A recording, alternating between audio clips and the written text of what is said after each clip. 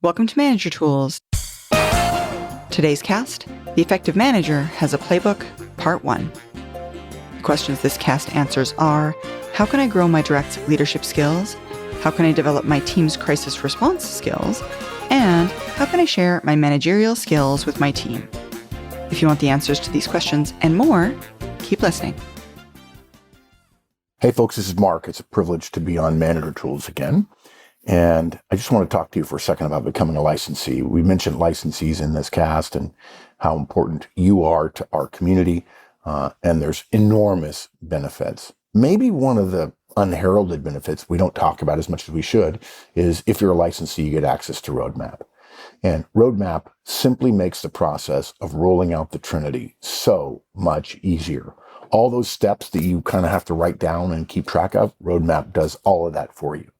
And not only that, but if you use Roadmap and you roll out the process and you keep track of things, at the end of the year, and of course we're recording this in November, or for a November release, and you're coming up on a time when you're going to get evaluated by your boss, wouldn't it be great to go into your meeting, which says, hey, I did 84% or 92% of my one-on-ones. And here are some of the comments I got from my directs. And Roadmap will keep track of your one-on-one stats and your feedback stats as well.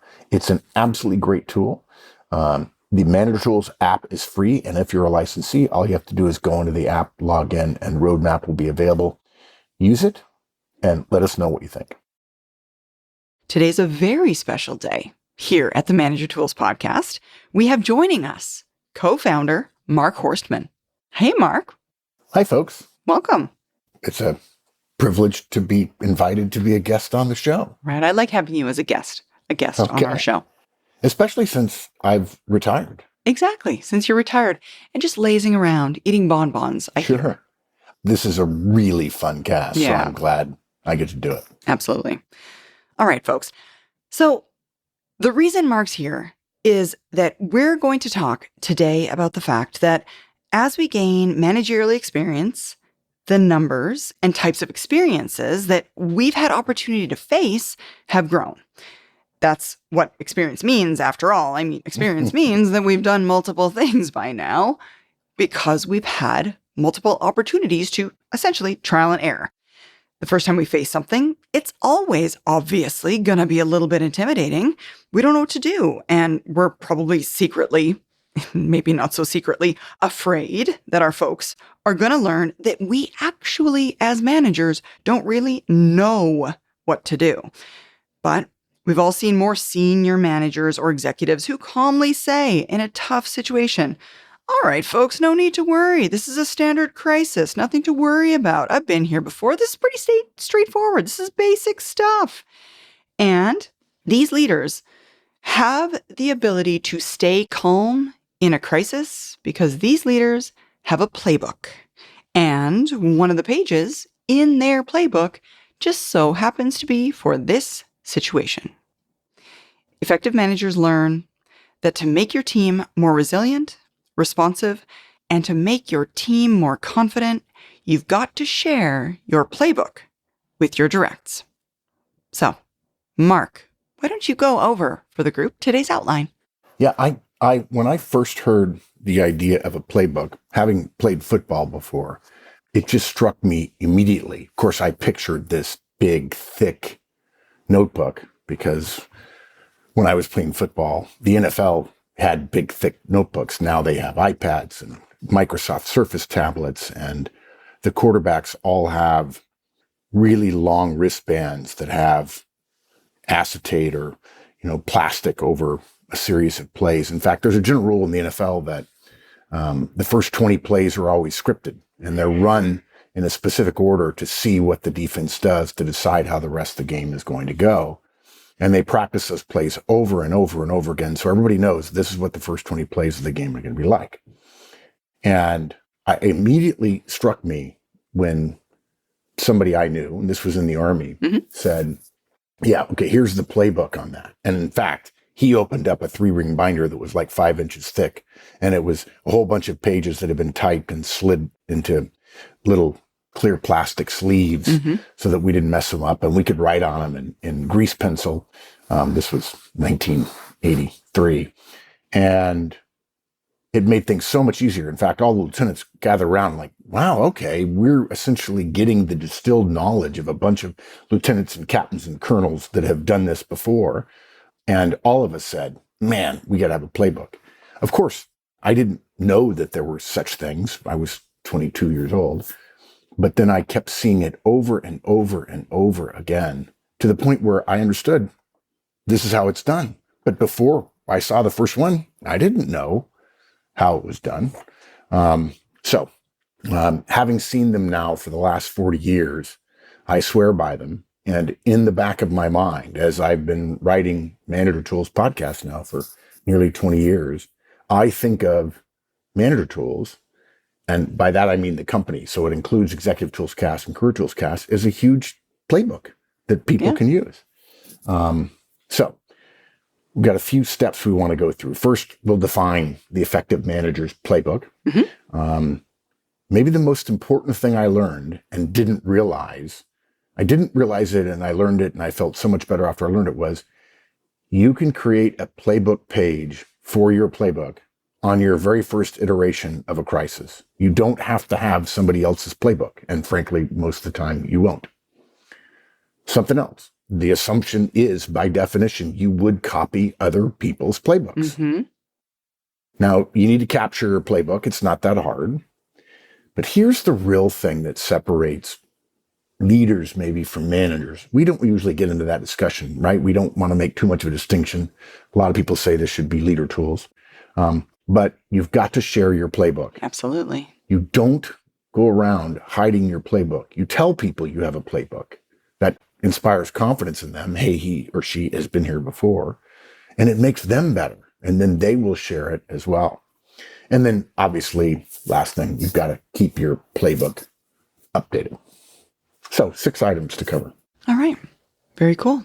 Let's get started then with, in the beginning, the effective manager's playbook.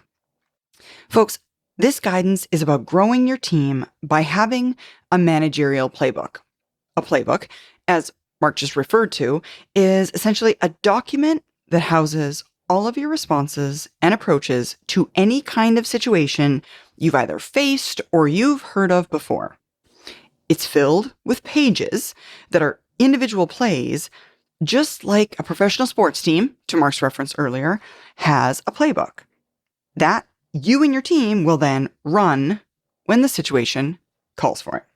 Yeah, and it doesn't have to be show notes, right? We'll talk about that again later. I mentioned it can include show notes. Compendium. Yeah, but certainly.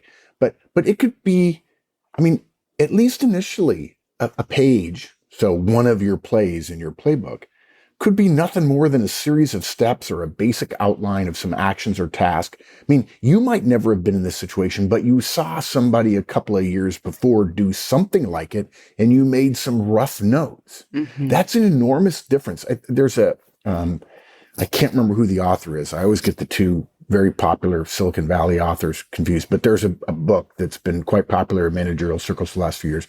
I think it's Peter Thiel, but I could be wrong, called From Zero to One. It might be Ben Horowitz.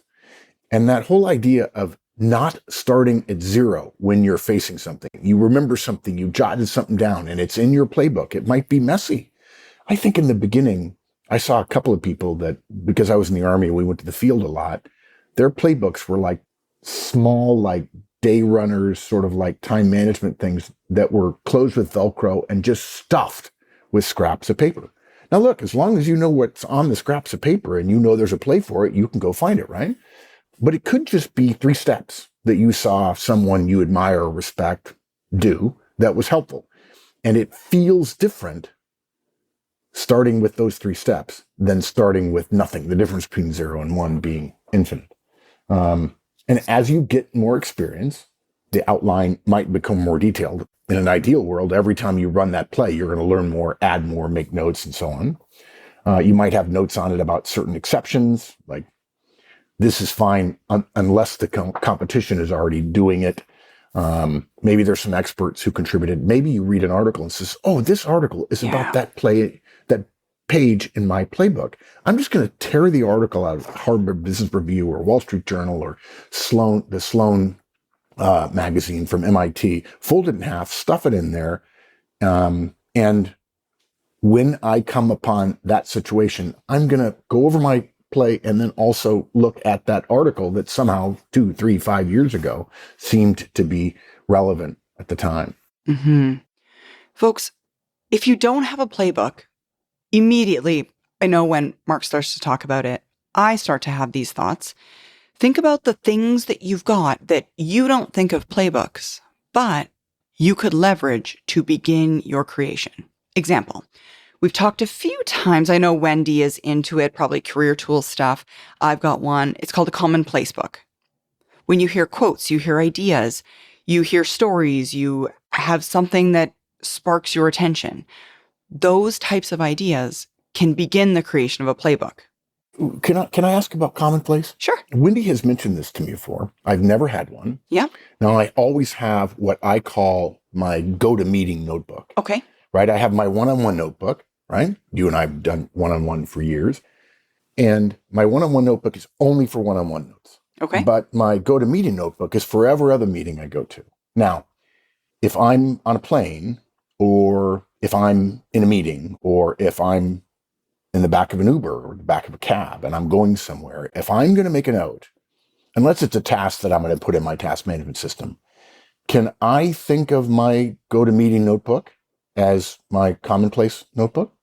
No, a commonplace notebook is a notebook where you write down thoughts or ideas, quotes that you found. If there's a blog post that specifically catches your attention, if there's some sort of thought-provoking information that is essentially unrelated to the day-to-day life, it's just a location to plug those in.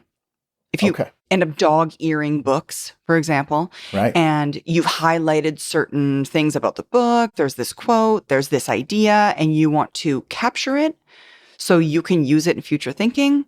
Right. Okay. You add it to your go-to-meeting notebook. I was thinking that I could just kind of hijack my go-to-meeting notebook and throw that kind of stuff in there, which I've been doing all my career. But the commonplace notebook is different because it's just for that stuff. It's just for that stuff. And then you can go back periodically. I know I've got a calendar reminder to go back annually to look and read through my commonplace notebook for those ideas and those thoughts and those things that were captured for me. They were especially important, impactful in the moment, but I didn't have time in the moment to do anything with them so that I can continue to be refreshed on things that I've found valuable. Yeah. Okay. Sorry. I took us on. No, absolutely. Wendy every once in a while mentions her commonplace notebook. And in my head, I always thought it was my go-to-meeting notebook, and I'm just wrong. Yeah. So, you're just wrong. There you go. You're just wrong. Yeah. Just wrong. Right? Another place that I think of for, I want to say rife with opportunity to begin creation of your playbook is your Delta file. Delta file, something we've talked about multiple times. The list of things, the previous situations where you've been led by someone who did it wrong. Your playbook is or did you wrong? Or did you wrong is the anti-playbook. I mean, it's a place to start for you to capture ideas. Okay, this situation happened before. It went wrong. How might it go right? Okay, so essentially what we're saying is your playbook, it's not fancy. It's not formal. As Mark mentioned, there's, pieces of scraps of paper stuck in it. There's going to be Post-it notes. It's a bit hairy sometimes. It doesn't have to be beautiful. It's a working document. It's always going to be a working document. You'll constantly iterate on your plays.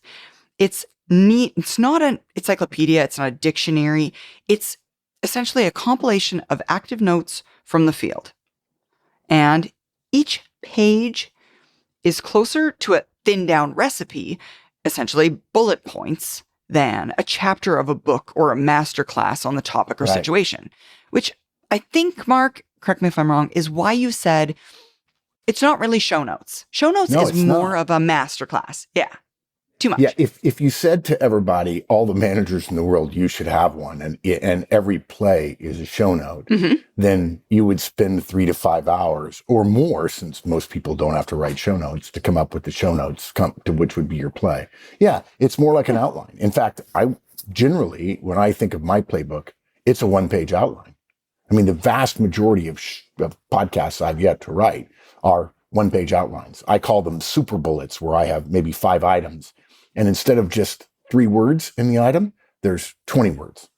I call those, it's more than a bullet, right? But it's not a whole paragraph, and I can structure everything around that. Plus, I think if you get 5 pages, 7 pages, it's a really detailed recipe. Oh, yeah. You're probably going to skip some of it. And I think my sense is, I've never had that as a playbook page, but if I had that, I think I would probably be constrained. I would not think it would be as flexible as a one-page outline, a one-page recipe, right? 7, 8 pages. I think it would be more constraining than it would need to be. Yeah, I agree.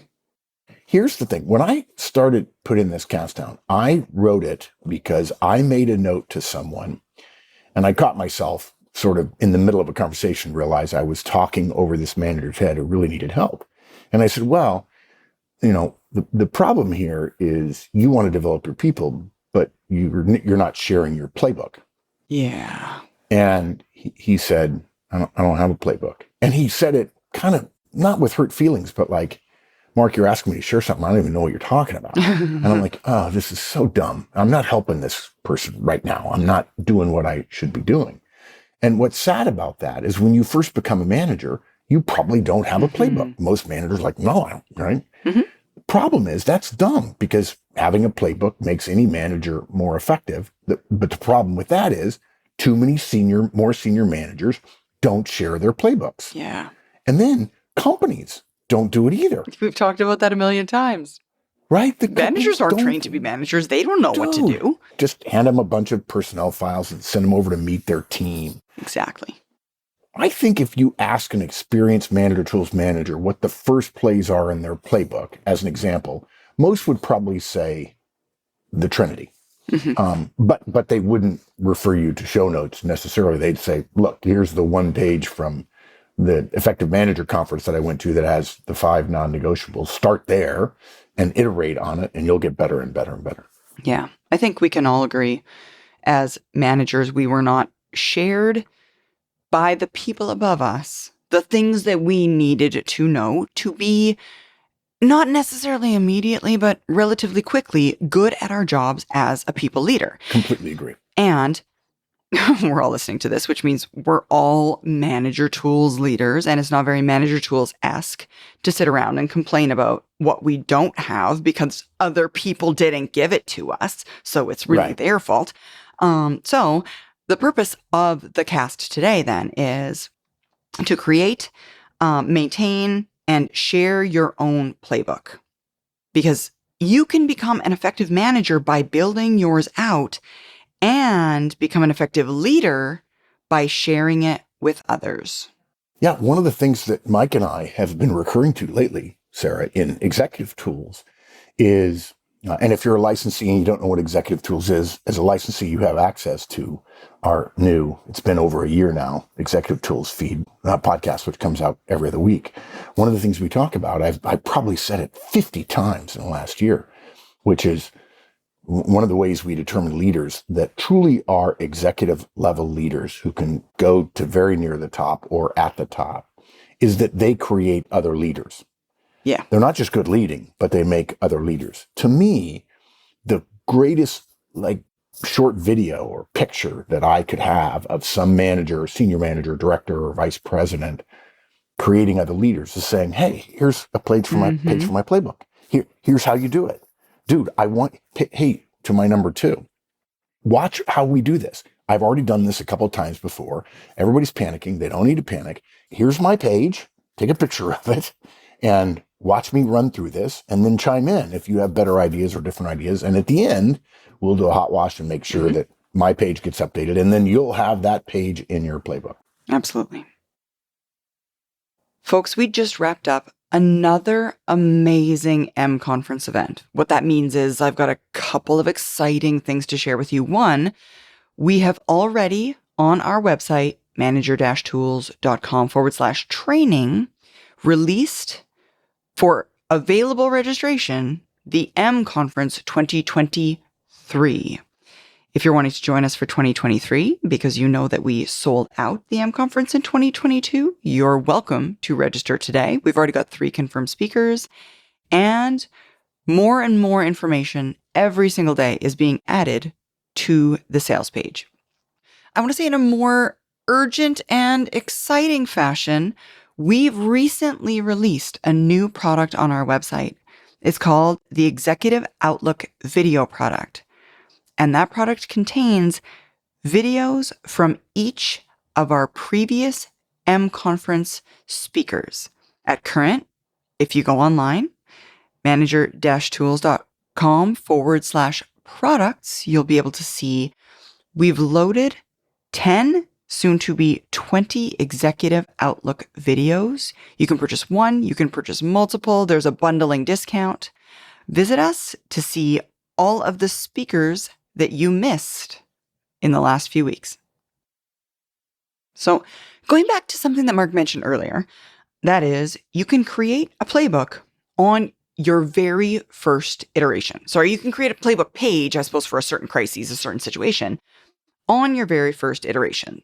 Yeah. And we bet that most listeners right now are probably sitting out there thinking to themselves, oh my gosh, I don't have a playbook. Yeah. Right? And of course, the Manager Tools folks have a playbook, but I don't have a playbook. So how am I going to share a playbook I don't even have right now? And I'll tell you, it's a classic case where, I tell people all the time, when you look around and everybody else seems pretty calm, but you're panicky a little bit that you really don't know what you're doing in the first year as a manager. Trust me, those people who look really calm, they're just hiding it. They don't know what they're doing either. And I don't mean to disparage managers. I mean, I'm actually disparaging management training and corporate development. Mm-hmm. And no offense, I love you, HR, but HR too. I mean, why do we do this to people? Why do we ask an engineer to become a manager? Yeah. And before she could ever become an engineer, they had to do a recursion test, or they had to solve for some code, or they had to look at a moment arm problem instruction and say, yeah, that won't work, or that will hold, or whatever. There were some basic things you did. You don't let somebody build a bridge without first proving they can build a bridge. They know how to do it, not just on paper. But we promote people to manager, and we don't do that. And being an engineer, being a salesperson, being a marketing person is different than managing people. Absolutely, like that. Yes. Yeah. So everybody has this sort of fear, and I'll just tell you, you're just wasting energy with that fear. One of the simplest ways, there are 2 ways to get a page added to your playbook. And I would say that one of them is easier than the other, but actually, no, they're both relatively easy. Maybe this first one is a little harder, but basically, the most likely way you're going to add pages to your playbook is simply to do what you think are the right things to do in this emergent situation you've never been in before, and call whatever you do that first iteration your playbook page. Mm-hmm. The point is, if you didn't know about playbooks, all we're asking you to do is when you go through a situation, make some notes about what you're going to do that thing, trust yourself. Believe me, if you're listening to this cast, you're far more knowledgeable, far more prepared than the vast majority of managers in the world. As we've said before, we may not be able to make you perfect, but we can make you not suck. And the great thing about being a manager is all you have to do is not suck in order to be great, because the vast majority of managers don't know what they're doing. Mm-hmm. And so you just go through that process, capture that, and at the end of the process, whether the answer you came up with was a C grade or a B grade or an A- grade, that's your playbook page right there. And I guess what we're saying, and to put it differently, even though it's not in the show notes, sometimes licensees write and say, Mark, that quote you had was really good, and it wasn't in the show notes. Like, well, okay, sorry. We don't just read the show notes, folks, for you licensees. But it's not really in there. But basically what we're saying is, keep track of the situations you're faced with, keep track of what you do, and capture them. So the next time you are faced with that situation, you're starting from a template of some success or maybe just abject failure, but you're going to know, I'm not doing it that way again. Absolutely. Right? There's nothing wrong with that. Absolutely. And folks, we know that you don't know what you're supposed to do. Literally no. Right? No, That's like the problem. No, we know you don't know. We know Right. you don't know. But the thing is, no one we know or have ever met gets paid to do only the things that they know will for sure 100% be successful. You're not going to have all the data that you need for the vast majority of situations you're going to face and be put in as a manager. And at Manager Tools, we're trying really, really hard to help you by giving you more information about what those situations might be and giving you information to help you in that moment when you don't know what to do, make better decisions.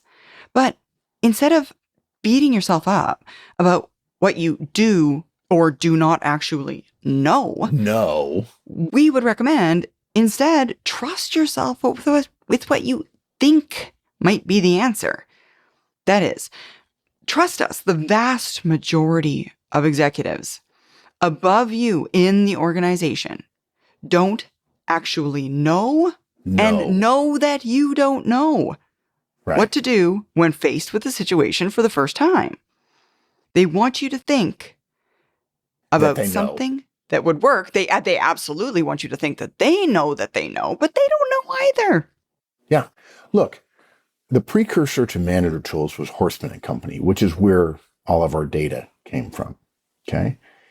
And one of the reasons that I made the decision to start my own firm in management consulting was all the hot air and meringue I got from senior Army people and executives at Procter & Gamble when I would ask them for help. And one of the things that was good about the Army, I try to tell people all the time, basically because Mike and I's West Point and military background, people think, oh, you learned this in the Army. No, none of this stuff came from the Army, almost none of it. But one of the things the Army was good at was telling junior people, ask. Don't be afraid to ask. Don't be afraid to ask questions. If you don't know what's going on, ask. Mainly that was for safety reasons because it was a dangerous job.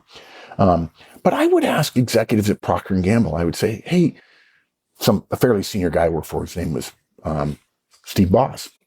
Really smart guy. His name was actually Boss, and he was my boss's boss. So I would say, hey, I've got this situation with this happened. What would you recommend, right? And actually, Steve was pretty good, but I heard from a lot of other folks, and they would say things like, Mark, you need to be strategic here. Or they'd say, be careful. There's some potholes here you want to be careful of, or, try to be empathetic. And I realized these people were using be statements. Mm-hmm. They didn't know what to do. They didn't have a page in their playbook. That talking in be language in the to be verb tense is absolutely a warning to you that person does not know what to do.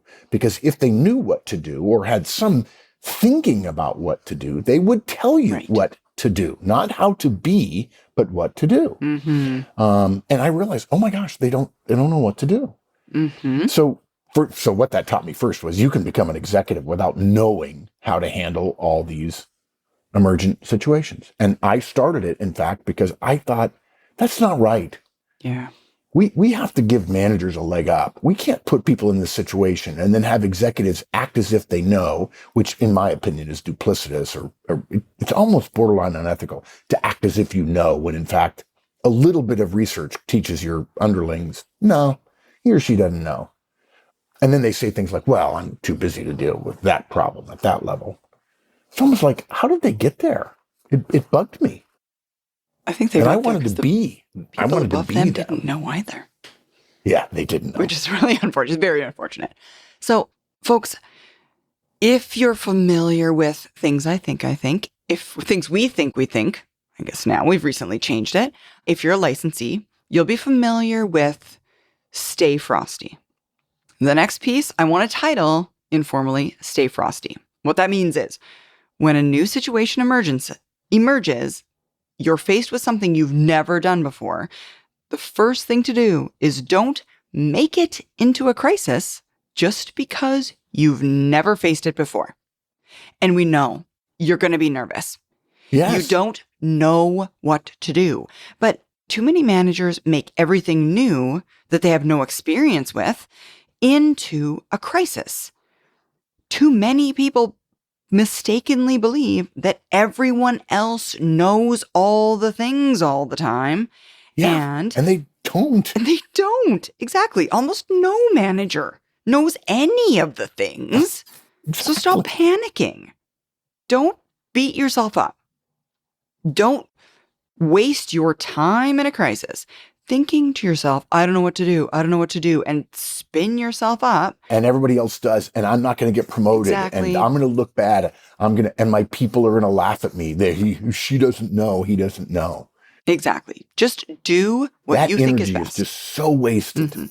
Exactly. Stay calm. Yeah. So then the next thing is, after not panicking, which of course reminds me of one of my favorite movies, The American President, where they say, okay, the first thing we should do is appear not to panic. And the president says, well, actually, I think the first thing we should do is not panic. Yeah. But next thing, don't start talking immediately. Okay. Look, communication is important. Okay. But it can wait 1 minute.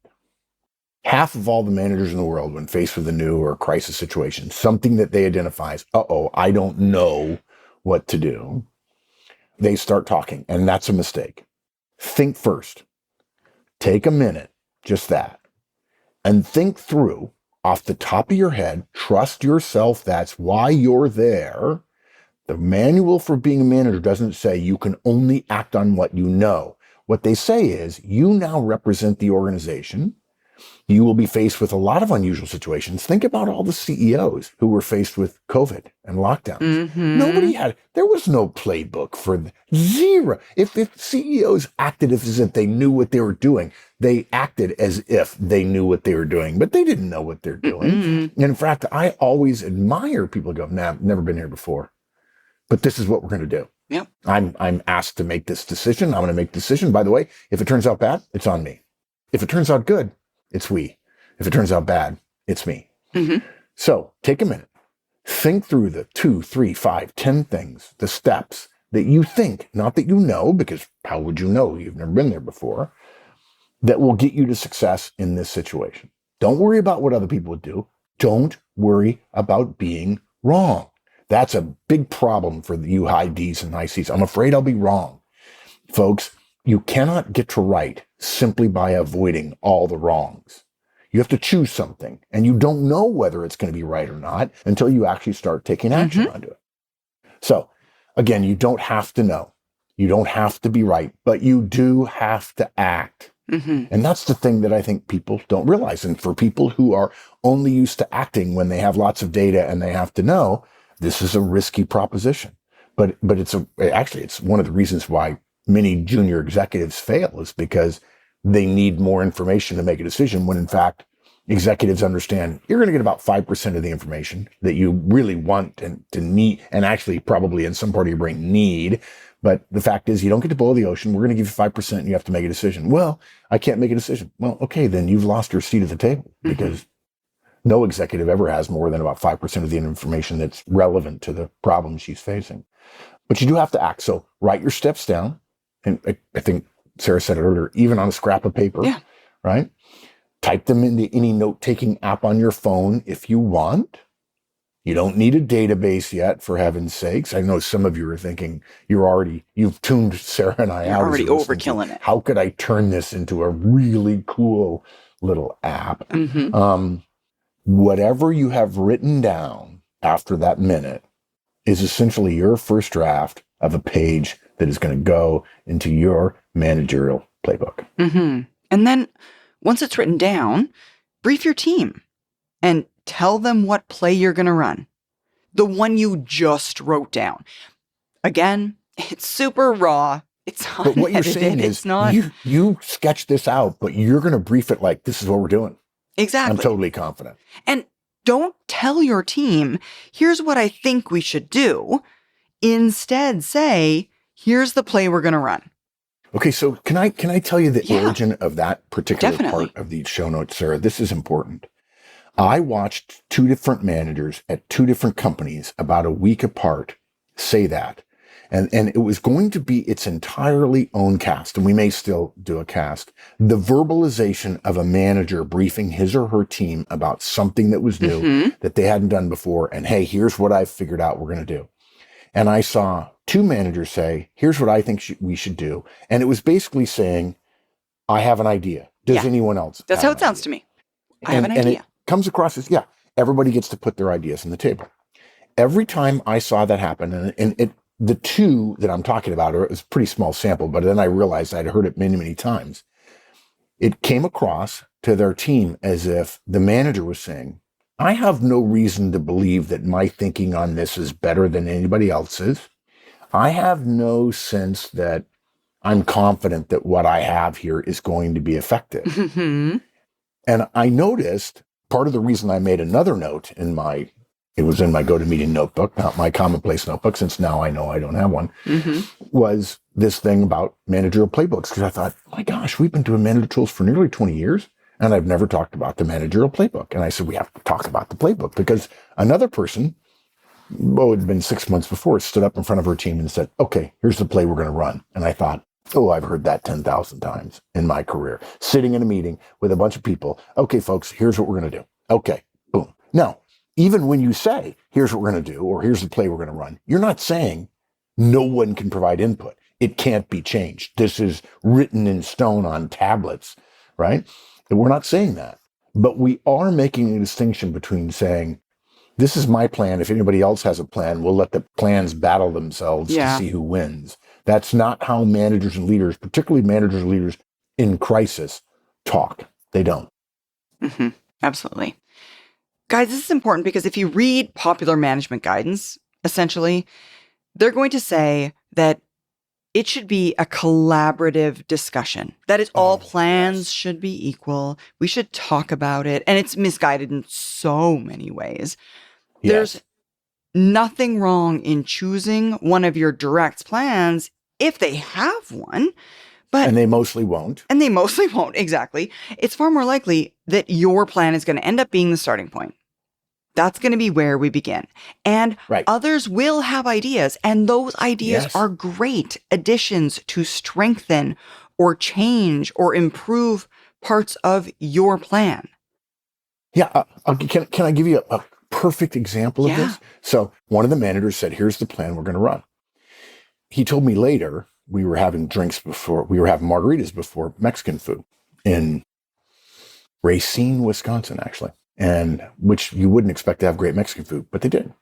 And he had said, actually, the thing that was really excited about that meeting when I said, here's the play we're going to run, was the day before we had gotten a warning order that this was going to happen. And as it turned out, my number two was in my office. Says, hey, Danny, just so you know, this just came down, kind of briefed his number two at a high level and says, so tomorrow we're going to do X.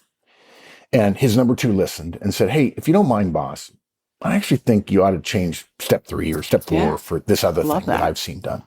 Okay. And the boss was like, that's great. And the guy says, okay, so brief it that way. And the manager said, no, I'm going to brief my plan. And then you chime in and you bring up your stuff. So here's this manager realizing that he can create a little theater moment for his number two to shine, to come up with an idea in front of everybody else, right? Rather than just saying, I changed number 3 because Danny had a good idea. Danny actually does it again and says, hey, boss, can I recommend we change number 3 for number 4 because of this. And you're like, yeah. Now everybody has seen Danny looking good. And it also shows the manager being flexible, that the plan is not written in stone.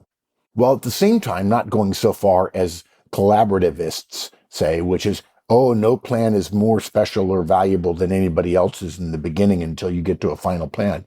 If you do that, it'll turn out like a mission or a vision or a values writing meeting that will take forever, and you'll argue about the meaning of words. Exactly. So now you've laid out by saying to your team, here's the plan we're going to run. It's Yeah. the time to ask for input. Or ask a subset of individuals for input. You could ask peers for input, other people that you know in the organization, bosses, colleagues. heck, yeah. Exactly. Don't forget, if you're a licensee, you can ask the manager tools team for input by sending us a mail at licensee@managertools.com. And in most cases, we'll get back to you within 24 hours and we'll look at your plan and we'll say, hey, I might tweak this a little bit. You could change this. And, Sarah, we've been saying that for a long time, ever since we've had licenses, however many, a decade and a half, 15, 16, 17 years. And people still write us and say, hey, I'd love some help. And we write back and say, well, here's what you should do. Here's the play you should run. And then they write back and said, oh my God, you responded. Wait, we've been telling licensees to write us for help whenever they need it and we'll respond. And then we respond and you're shocked. It's like that saying I get from people. People write in and say, Mark, what would you do? And I say, well, here's what I would do. And then they write back, oh my God, you're not going to believe it. I did what you recommended and it worked. It worked. And I write back and say, amazing. Why wouldn't I believe it? Right? This is what we do. I love it. Yeah. Kate and I, in our last podcast, we mentioned to folks, email us, send us emails. And I got an email this week, in a very tongue-in-cheek phrased email that said, you guys asked for emails. Did you really want them?